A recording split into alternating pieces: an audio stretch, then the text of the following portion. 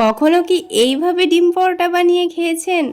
এতটা ফুলকো এবং নরম তুলতুলে, আর এর মধ্যে এতটা লেয়ারযুক্ত হবে যে একবার কেউ বানিয়ে খাবে আবার বানাতে ইচ্ছে করবে। আসসালামু আলাইকুম বন্ধুরা, কিচেন বাঙালিয়ানা চ্যানেলে আপনাদের সবাইকে স্বাগত জানাই। সকালের নাস্তায় বলুন বা বাচ্চাদের স্কুল টিফিনের জন্যই কিংবা রাতের ডিনারে কোনো রকম সবজি করার ঝামেলা ছাড়াই এই ফুলকো নরম তুলতুলে লেয়ারযুক্ত পরোটাগুলো বানিয়ে খেতে পারবেন। আর একবার বানিয়ে খেলে আবার বানাতে ইচ্ছে করবে, এতটাই টেস্টি হয়। তো এই ডিম পরোটাগুলো তৈরি করে নেওয়ার জন্য এখানে 1 কাপ পরিমাণ ময়দা নিয়ে নিচ্ছি। চাইলে আপনারা ময়দার পরিবর্তে আটাও নিতে পারেন। তারপর এর মধ্যে স্বাদমতো লবণ আর চিনি দিয়ে দিচ্ছি, আর 1 টেবিল চামচ পরিমাণ সয়াবিন তেল দিয়ে দিচ্ছি। এখানে ময়দার পরিমাণ বেশি নিলে কিন্তু লবণ, চিনি আর তেলের পরিমাণটাও একটু বাড়িয়ে নিতে হবে। তারপর এখানে সামান্য পরিমাণ বেকিং পাউডার দিয়ে দিচ্ছি। এবার সব কিছু একসঙ্গে একটু ভালোভাবে মিশিয়ে নিতে হবে। তেলের সঙ্গে ময়দাটাকে একটু ভালোভাবে মিশিয়ে নিলে কিন্তু পরোটাগুলো অনেকটাই খাস্তা হবে। এবার এখানে হালকা গরম পানি নিয়েছি, হালকা গরম পানি নেওয়ারই চেষ্টা করবেন। দিয়ে ময়দাটা মেখে নিলে কিন্তু পরোটাগুলো অনেকটাই নরম তুলতুলে হয়। তো এখানে 1 কাপ পরিমাণ পানি লাগবে না, এখানে হাফ কাপ পানিতেই কিন্তু ময়দাটা মেখে নেওয়া হয়ে যাবে। আর ময়দাটা মাখার সময় পানিটা কিন্তু বারে বারে দিয়ে ময়দাটা মেখে নিতে হবে, তা না হলে একেবারে দিয়ে দিলে কিন্তু ময়দাটা অনেকটাই নরম হয়ে যাবে, তখন কিন্তু পরোটাগুলো খুব একটা ভালো হবে না। তাই বারে বারে অল্প অল্প করে পানি দিয়ে আমি ময়দাটাকে মেখে নিয়েছি। আর হাফ কাপ মতোই পানি লেগেছে, হাফ কাপ পানি কিন্তু লাগবে না। তো এখানে আমার 1 কাপ পরিমাণ ময়দার জন্য হাফ কাপ পরিমাণ পানি লেগেছে। এবার এই ময়দাটার মধ্যে যেহেতু আমি বেকিং পাউডার দিয়েছি, তাই ময়দাটা অনেকটাই হাতের মধ্যে লেগে লেগে আসবে।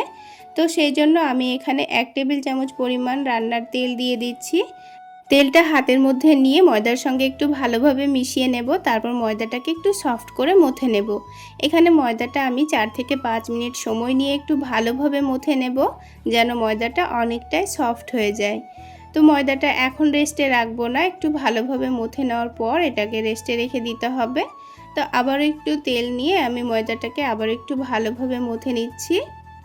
তো কিছুক্ষণ মথে নেওয়ার পর ময়দাটা দেখুন আগের থেকে অনেকটাই সফট হয়ে গেছে।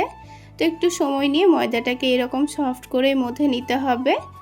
তো এবার এই ময়দাটা থেকে আমি কয়েকটা লেচি কেটে নেব। যেহেতু আমি এখানে পরোটাগুলো একটু ছোট ছোট করে তৈরি করে নেব, তাই ছোট ছোট করে লেচিগুলো কেটে নিচ্ছি। তো আমি সবগুলো লেচি কেটে নেওয়ার পর এবার আমি ময়দাটাকে রেস্টে রাখবো। তো লেচিগুলো যে প্লেটের মধ্যে রাখবো সেই প্লেটের মধ্যে সামান্য তেল দিয়ে খুব ভালোভাবে মাখিয়ে নিচ্ছি, কারণ লেচিগুলো রাখলে তখন আবার লেগে যেতে পারে প্লেটের মধ্যে। সেজন্য অল্প করে তেল মাখিয়ে নিয়েছি। এবার এই লেচিগুলোকে একটা একটা করে এই প্লেটের মধ্যে রেখে দেব। তো এই ডোটা থেকে সবগুলো লেচি কেটে নেওয়ার পর এবার এই লেচিগুলোকে আমি 10 মিনিটের মতো রেস্টে রেখে দেব।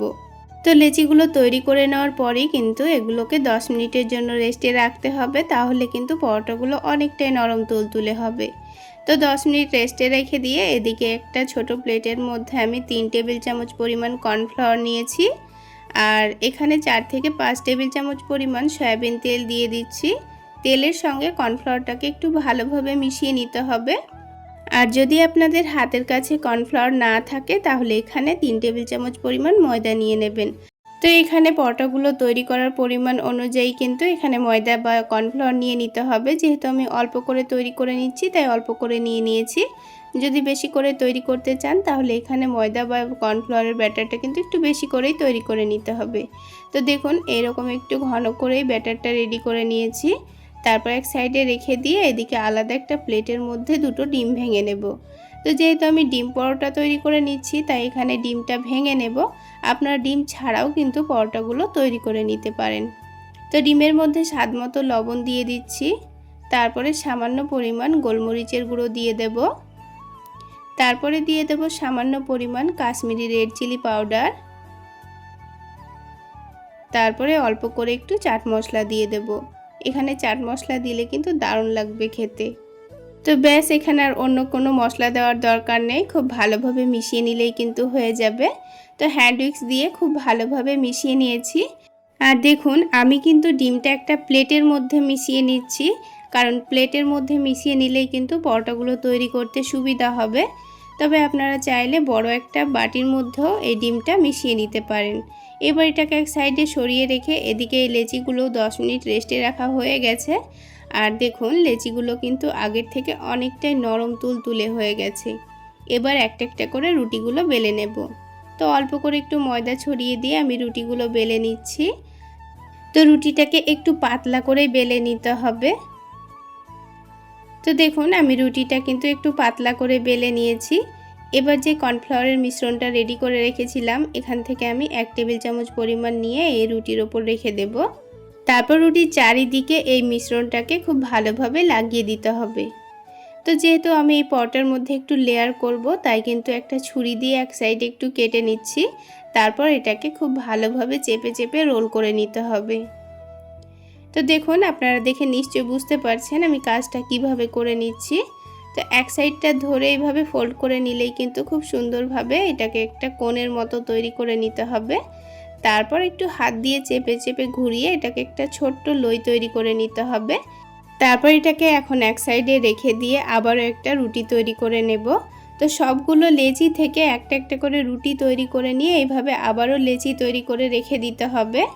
তো দেখুন আবারও একটা কিন্তু রুটি আমার তৈরি করা হয়ে গেছে। ঠিক একইভাবে মিশ্রণটা আবারও লাগিয়ে দিয়েছি।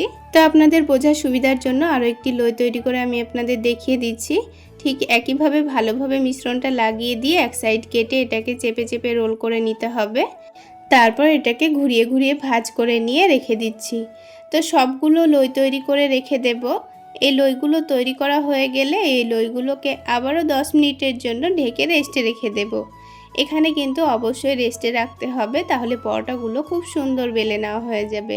আর সাথে সাথেই যদি পরোটাগুলো তৈরি করতে যান তাহলে কিন্তু খুব একটা ভালো তৈরি হবে না। তো দেখুন লইগুলো কিন্তু 10 মিনিট রেস্টে রাখার পর অনেকটাই নরম হয়ে গেছে। আবার এটাকে এক সাইডে ঢেকে রেখে একটা করে পরোটাগুলো বেলে আপনাদের দেখিয়ে দিচ্ছি।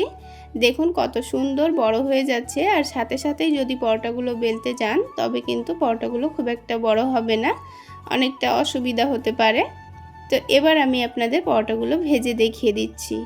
এইভাবে পরোটাগুলো তৈরি করে দেখবেন, পরোটাগুলো যেমন ফুলকো তৈরি হবে তেমন অনেকটাই নরম তুলতুলেও তৈরি হবে। তো পরোটাগুলোকে প্রথমে হালকা গরম প্যানের মধ্যে উল্টে পাল্টে হালকা লালচে করে সেঁকে নেব। তো হালকা লালচে করে সেঁকে নেওয়া হয়ে গেছে। দেখুন দুই দিকটা উল্টে পাল্টে একটু লালচে করে সেঁকে নিয়েছি। এবার এই পরোটাটাকে উঠিয়ে এক সাইডে রেখে দেব। তারপর প্যানের মধ্যে সামান্য পরিমাণ তেল দিয়ে দেব। তারপর যে ডিমের মিশ্রণটা আমি রেডি করে রেখেছিলাম এই ডিমের মিশ্রণের মধ্যে পরোটাটাকে ভালোভাবে ডুবিয়ে নেব। তো প্লেটের মধ্যে ডিমের মিশ্রণটা রেডি করে নেওয়ার জন্য দেখুন খুব সুন্দরভাবে কিন্তু পরোটাটা মিশিয়ে নেওয়া হয়ে যাচ্ছে ডিমের সঙ্গে। এবার এই তেলের মধ্যে ছেড়ে দেব। আর তেলটা এখানে হালকা গরম করে নিয়ে পরোটাটা ছেড়ে দিতে হবে। আর একটু চেপে চেপে একটু সময় নিয়ে পরোটাটা ভাজলেই দেখবেন আস্তে আস্তে খুব সুন্দরভাবে ফুলতে শুরু করেছে। আর এখানে গ্যাসের ফ্লেমটা যদি বাড়িয়ে রাখেন তাহলে কিন্তু ডিমটা পুড়ে যেতে পারে আর পরোটাটা কিন্তু তখন ফুলবে না। তো দেখুন কত সুন্দর পরোটাটা ফুলকো তৈরি হয়েছে। এবার আমি পরোটাটা তুলে নিচ্ছি। তো বন্ধুরা দেখুন আরও একটি পরোটা কিন্তু আমাদের বলের মতো ফুলকো তৈরি হয়েছে। এই পরোটাটাকেও ঠিক একইভাবে ভেজে তুলে নিয়েছি। আর ঠিক সবগুলো পরোটাই কিন্তু এই রকমই ফুলকো তৈরি হয়েছে। এইভাবে ডিম পরোটাগুলো বানিয়ে যদি সকালবেলায় বানিয়ে রাত্রেবেলায় খান তাও কিন্তু অনেকটাই নরম তুলতুলে থাকবে। এবার একটা ডিম পরোটা ছিঁড়ের ভেতরটা আপনাদের দেখিয়ে দিচ্ছি। দেখুন কতটা পাতলা পাতলা লেয়ার বোঝা যাচ্ছে। এবার আমি আপনাদের আরও একটি অন্যরকম পদ্ধতিতে লেয়ারযুক্ত ডিম পরোটা বানিয়ে দেখাবো। তো তার জন্য একটা মিক্সিং বোলের মধ্যে 1 কাপ পরিমাণ ময়দা নিয়ে নিচ্ছি। আপনারা চাইলে ডিম পরোটাগুলো আটা দিয়েও বানাতে পারেন। এবার এখানে অল্প একটু লবণ আর চিনি দিয়ে দিচ্ছি। এবার এই শুকনো উপকরণগুলোকে একটু করে মিশিয়ে নেব। এবার ঠিক যেভাবে রুটি করার জন্য আমরা আটা মেখে থাকি সেইভাবে ডোটা মেখে নেব।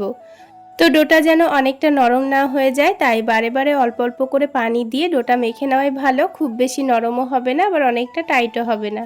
তো দেখুন খুব সুন্দর করে আমি ডোটা মেখে নিয়েছি। এবার এই ডোটাকে আমি 5 মিনিটের জন্য রেস্টে রাখবো আর ততক্ষণে বাকি কাজগুলো করে নেব। এবার এখানে একটা প্লেট নিয়েছি আর নিয়েছি 2টো ডিম।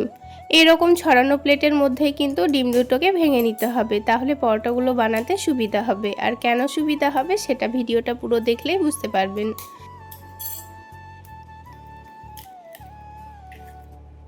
ডিম দুটো তো ভেঙে নিয়েছি। এবার এখানে অল্প পরিমাণ কুচনো পেঁয়াজ দিয়ে দিয়েছি, তার সাথে ঝালের জন্য কাঁচামরিচ কুচি দিয়ে দিয়েছি, আর দিয়ে দেব স্বাদ মতো লবণ, আর দিয়ে দিচ্ছি চাট মশলা।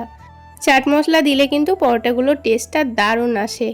এবার একটা কাঁটা চামচ দিয়ে ডিম দুটোকে ভালো করে ফেটিয়ে নেব, দিয়ে মশলাটাকেও খুব সুন্দর করে মিশিয়ে নিতে হবে।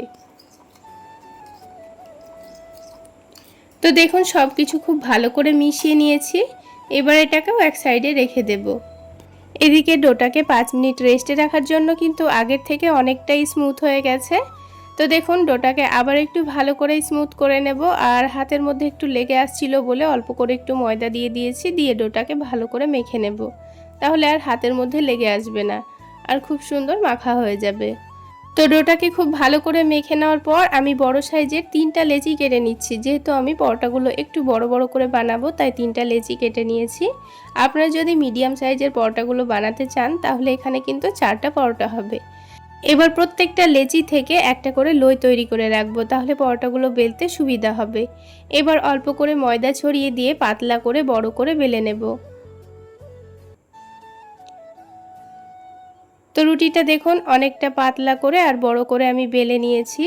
আমি একটু আপনাদের কাছ থেকে দেখিয়ে দিচ্ছি, দেখুন অনেকটা পাতলা করে বেলেছি।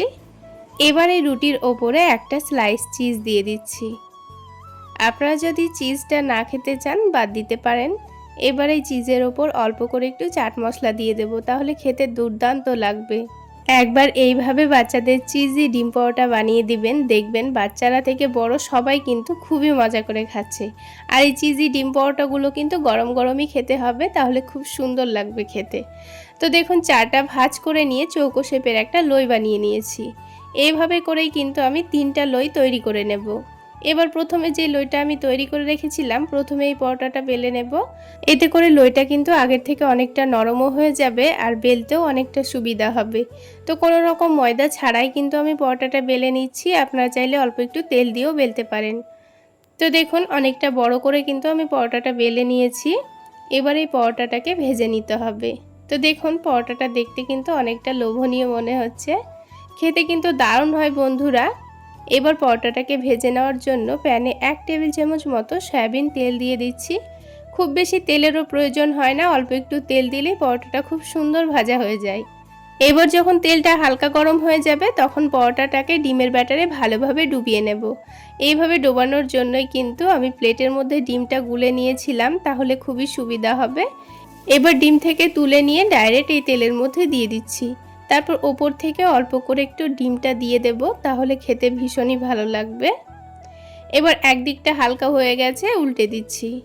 2-3 বার এইভাবে উল্টে পাল্টে ভেজে নিলে দেখবেন পরোটাটা কিন্তু বলের মতো ফুলে উঠছে। এবার এই পরোটাটাকে আমি দেখুন একটু ঘুরিয়ে ঘুরিয়ে চেপে চেপে ভেজে নিচ্ছি, আর খুব অল্প সময়ের মধ্যেই দেখুন কত সুন্দর ফুলে উঠছে। এবার এটাকে আবারও উল্টে দেব, দিয়ে 2 দিকটা খুব সুন্দর যখন কালার চলে আসবে তখন তুলে নেব। তো বন্ধুরা এইভাবে পরোটাগুলো বানিয়ে দেখবেন, একেবারে তুলোর মতো নরম তুলতুলে হবে, আর বলের মতো ফুলকোও হবে, আর ভেতরে কিন্তু খুব সুন্দর একটা লেয়ারও আসবে। এবার দেখুন পরোটাটা কিন্তু আমি তুলে নিচ্ছি, খুব সুন্দর কালারও চলে এসছে। তো আপনাদের বোঝার সুবিধার জন্য আমি আপনাদের আরও একটি পরোটা ভেজে দেখিয়ে দিচ্ছি। ঠিক একইভাবে অল্প একটু তেলের মধ্যে আবারও ডিমের ব্যাটারে ডুবিয়ে পরোটাটা দিয়ে দিয়েছি দেখুন। আর 3টা বড় বড় পরোটার জন্য কিন্তু 2টো ডিমই যথেষ্ট, খুব সুন্দর পরোটাগুলো ভাজা হয়ে যাবে। তাহলে বন্ধুরা আজকের এই পরোটা রেসিপিগুলো যদি আপনাদের ভালো লেগে থাকে তাহলে অবশ্যই একটা লাইক শেয়ার করে দেবেন। আর আমার এই সহজ রেসিপিগুলো যদি ইউটিউব চ্যানেল থেকে দেখে থাকেন চ্যানেলটি সাবস্ক্রাইব করে দেবেন, আর ফেসবুক পেজ থেকে দেখে থাকলে পেজটি ফলো করে দেবেন। এই পরোটাটাও দেখুন কত সুন্দর বলের মতো ফুলে উঠেছে, আর খুব সুন্দর একটা কালারও চলে এসছে। এবার আমি পরোটাটাকে তুলে নিচ্ছি, আর ঠিক একইভাবে আরও একটা পরোটা কিন্তু আমি ভেজে নিয়েছি। এই ডিম পরোটাগুলো খাওয়ার জন্য কিন্তু আপনাদের আলাদা করে কোনো রকম সবজি করার ঝামেলা নেই। অল্প একটু টমেটো সস দিয়েই কিন্তু পরোটাগুলো খেতে পারবেন। আর দেখুন পরোটাগুলো কতটা নরম তুলতুলে হয়েছে, একেবারে তুলোর মতো নরম তুলতুলে তৈরি হবে। আর একটা ছিঁড়েও দেখিয়ে দিচ্ছি, দেখুন হালকা একটু ঠান্ডা হয়ে গেছে, একটু গরম গরম খেলে কিন্তু চিজটা খুব সুন্দর মেল্ট হয়ে যায়, আর খেতেও দুর্দান্ত লাগে। তো বন্ধুরা, এইভাবে চিজি পরোটা বানালে গরম গরম খাওয়ার চেষ্টা করবেন। তাহলে আজকে এই পর্যন্তই। সকলে অনেক বেশি ভালো থাকবেন, সুস্থ থাকবেন।